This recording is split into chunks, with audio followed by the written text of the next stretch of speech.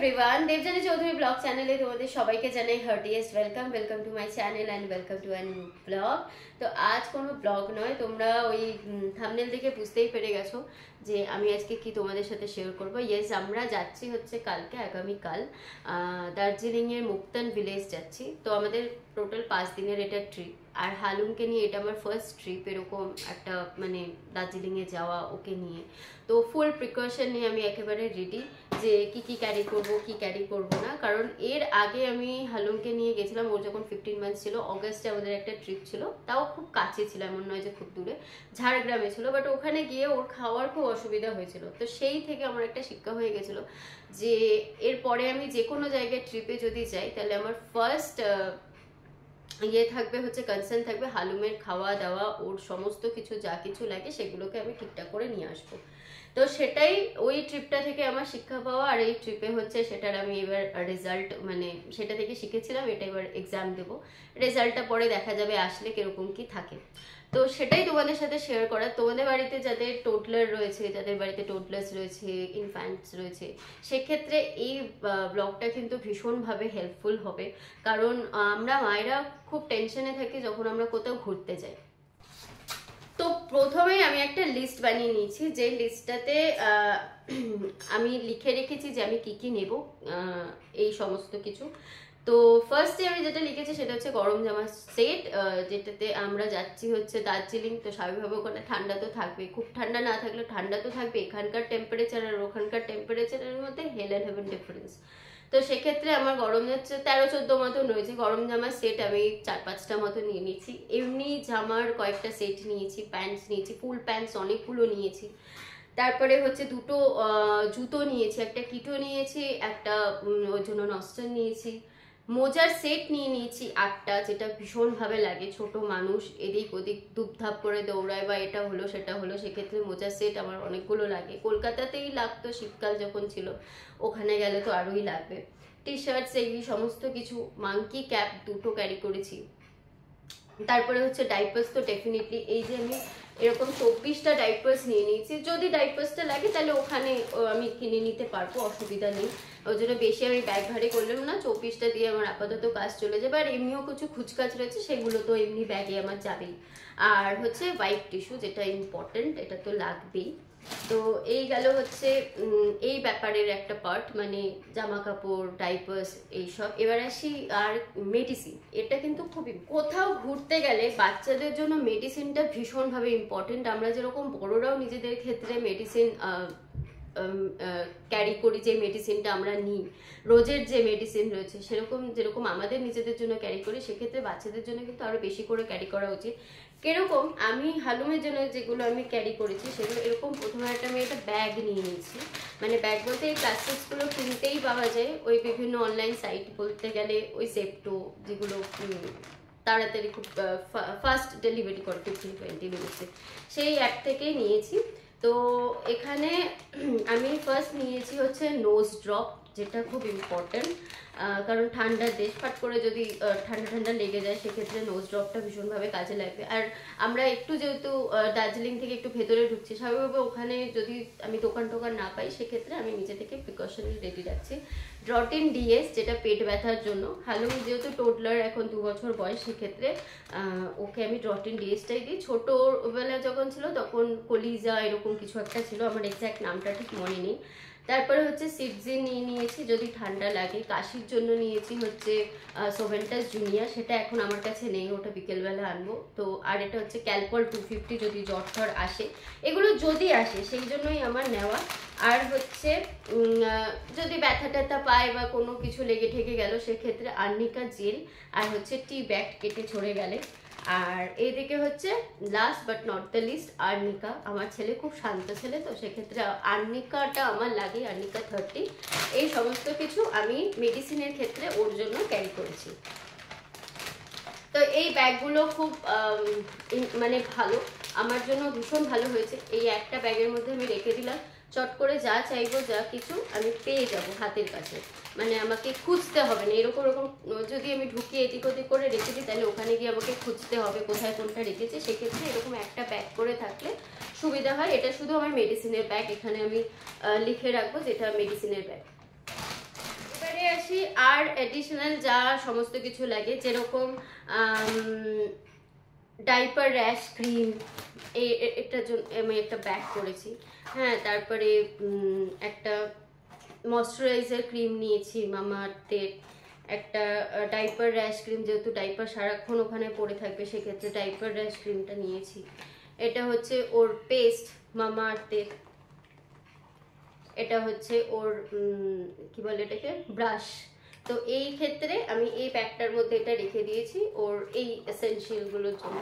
তো এটাও খুব সুবিধে, এরকম টাইপের যদি তোমাদের কাছে ব্যাগ থেকে থাকে তো সেক্ষেত্রে এই টুকটাক ছোট ছোট জিনিসগুলো, ব্রাশ ট্রাশ, তারপরে টিপ পরানোর যদি টিপ কাজল টাজল নাও সেক্ষেত্রে এগুলো, এই ব্যাগগুলো বেস্ট। তো এই একটা ব্যাগ নিয়েছি।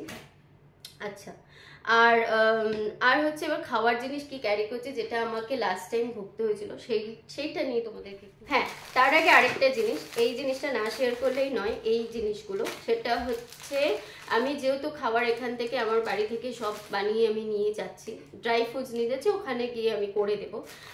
তো সেক্ষেত্রে আমি একটা মানে রান্না করব, যে তার জন্য একটা বাটিও নিয়েছি। এই যে এটা আমি ওদেরকে দিয়ে দেবো, মানে মেপে ঝোপে দিয়ে দেবো, শুধু বলবো একটু আগুনে বসিয়ে দাও, আমাকে রান্নাটা করে দাও, তাড়াতাড়ি হয়ে যাবে। কারণ কেন তাড়াতাড়ি হবে সেটা দেখাচ্ছি। একটু সার্ফ নিয়ে নিয়েছি, একটা ছোট্ট প্যাকেট সার্ফ, যদি লাগে তো সেক্ষেত্রে, কারণ ও তো ছোট বাচ্চা, তো তাই কোন জামা কাপড় একটু হাইজিন মেনটেন করলে ভালো হয়। এইটা আমার মানে মোস্ট ইম্পর্টেন্ট জিনিস হচ্ছে হাইজিন মেনটেন করা। আর হচ্ছে গার্বেজ প্লাস্টিক ব্যাগ, যেটা আমি ওর যে ক্ষেত্রে এটা আমার নেওয়া সেটা হচ্ছে ওর ওই টিস্যু, তারপরে ওর ডাইপার্স, এই সমস্ত কিছু যেখানে সেখানে না ফেলে, সেটা প্রকৃতির ওপরও অত্যাচার করা হবে আর নিজেদেরও একটা হাইজিন থেকে মানে একটু ডিট্যাচড হয়ে যাওয়া, মানে হাইজিনটা না মেনটেন করার একটা ব্যাপার স্যাপার চলে আসে। তো সেক্ষেত্রে বলবো এরকম যদি ব্যাগ নিয়ে নাও, গার্বেজ ব্যাগ, সেক্ষেত্রে ওখানে সমস্ত কিছু ফেললে যা কিছু থাকলো, তো সেক্ষেত্রে একটা গার্বেজ ব্যাগ। আর এটা হচ্ছে ডিশওয়াশার জেল, এটা ওদেরই, বাচ্চাদেরই। তো এটাই হালুয়ের সব মানে বাসন টাসন মাজা হয়, ওর বটল ফটল এগুলো দিয়েই ইয়ে করা হয়, স্টেরিলাইজ করা হয়। তো সেক্ষেত্রে এটা আমি নিয়েছি, আর সাথে নেবো একটা বাসন মাজার ওই স্কচ ব্রাইট। তো এই এই এই জিনিসগুলো ছোট টুকটাক এই জিনিসগুলো ভীষণ ইম্পর্টেন্ট, যেগুলো ওখানে গিয়ে লাগে। কারণ ওখানে গিয়ে বলবো যে কোথায় পাবো কি না পাবো, বা কার জন্য আশায় বসে থাকবো, বেটার আমি নিজে থেকে নিয়ে যাই, তাইলে আর কোনো অসুবিধা নেই। এবারে আসি আমি ওর জন্য কি কি খাবার কি ক্যারি করছি, যেটা বললাম খুব তাড়াতাড়ি হয়ে যাবে সেটা তোমাদেরকে। আমরা কোথাও ঘুরতে গেলে মায়েদের ওই যে প্রথমেই বললাম একটা বিশাল বড় একটা টেনশন থাকে, যে খাওয়া দাওয়া নিয়ে, বিশেষ করে এই সাইজের বাচ্চাগুলো, মানে 1 to 2 years, মানে আপ টু 5 years অব্দি, একটা যতদিন না নিজের হাতে খাচ্ছে বা প্রপার সমস্ত কিছু খাচ্ছে, ডায়েট নিচ্ছে, সেক্ষেত্রে একটা টেনশন থাকে। ছোট বাচ্চা হলে তো আরো টেনশন থাকে। মানে যা দুধ খেলে, মানে ওই 1 to 6 months অব্দি অসুবিধা নেই, দুধের ওপর ঠিক আছে, কিন্তু ওই 6 থেকে যখন ওই অন্নপ্রাশনের পরটা থেকে যখন ওরা সলিড খাওয়াটা শুরু করে, সেই ক্ষেত্রে ঘুরতে গেলে আমাদের অনেক সময় প্রবলেম আসে, যে কি খাওয়াবো, কি খেলে ঠিকঠাক থাকবে, বা বাইরে সেটা কতটা হাইজিন মেনটেন করে রান্না হচ্ছে, এই সমস্ত কিছু, যেগুলো তো আমার মধ্যে ভীষণভাবে কাজ করে। লাস্ট টাইম ওই যে বললাম আমি গিয়ে ভীষণভাবে হালুমের খাবারের আমার খুব অসুবিধা হয়েছিল, তো সেখান থেকে আমার একটা শিক্ষা ছিল। তো আমি পরে ভেবেই রেখেছিলাম এরপরে যদি কোনো ট্রিপ হয় তাহলে সেক্ষেত্রে আমি হালুমকে খাবারের কোনো অসুবিধা হতে দেবো না। এবারে বলি যে আমি কি কি ওর জন্য নিয়ে যাচ্ছি, ক্যারি করছি খাবারে। তো ফার্স্টে এটা হচ্ছে চালের গুঁড়ো, যেটা আমি ঘরে এমনি যে চাল, আমরা যে খাওয়ার চাল যেটা ও খায়, সেই চালটাকে আগে একটু ভালো করে ধুয়ে 3-4 বার করে ধুয়ে নিয়ে সেটাকে শুকিয়ে নিয়ে তারপরে ওটাকে একটু ড্রাই রোস্ট করে এটাকে আমি গুঁড়ো করে নিয়ে যাচ্ছি। আর গুঁড়ো করে রাখার একটাই মানে, কারণ এটা যখন আমি রান্না করতে দেবো ওদেরকে, তো সেক্ষেত্রে আমার তাড়াতাড়ি রান্নাটা হয়ে যাবে। মানে এমনি যদি থাকে ভাত মানে চালটা, তাহলে ওদের একটু টাইম লাগবে হতে, আর ওদেরও একটা খাবার দাবার দেওয়ার তাড়াতাড়ি করে ব্যাপার থাকে গেস্টদের। তো সেক্ষেত্রে আমার যদি আগে থেকে আমার নিজের সমস্ত কিছু থাকলো, ওদের কোনো মানে বাটি ফাটির জন্য আমাকে ওয়েট করতে হলো না, সেটা কিভাবে মাজা হয়েছে কি না হয়েছে সেটার জন্য ভাবনা চিন্তা করতে হলো না, হাইজেনটাও মেনটেন থাকলো যেহেতু আমি বাটিটা নিয়ে নিয়েছি আগে থেকে। আর আমার এটা যেহেতু গুঁড়ো করা যাচ্ছে, টাইমেরও বেশি লাগবে না। জাস্ট একটা আলু, এই চালের গুঁড়োটা দিয়ে দিলাম, একটা আলু কেটে দিয়ে দিলাম, ব্যাস হয়ে গেল। আর সাথে নিয়ে নিয়েছি আমি ঘি, চালের গুঁড়ো, ঘি, একটা ডিম সেদ্ধ, মানে ওটাকে ইয়ে করে পেস্ট করে খেয়ে নাও, কোনো অসুবিধা নেই, চটকে দিয়ে দিলাম, খেয়ে নিলাম। তো এটা হচ্ছে খাবারের ফার্স্ট ধাপ ভাতের ক্ষেত্রে। আর হচ্ছে এটা হচ্ছে ডালের গুঁড়ো।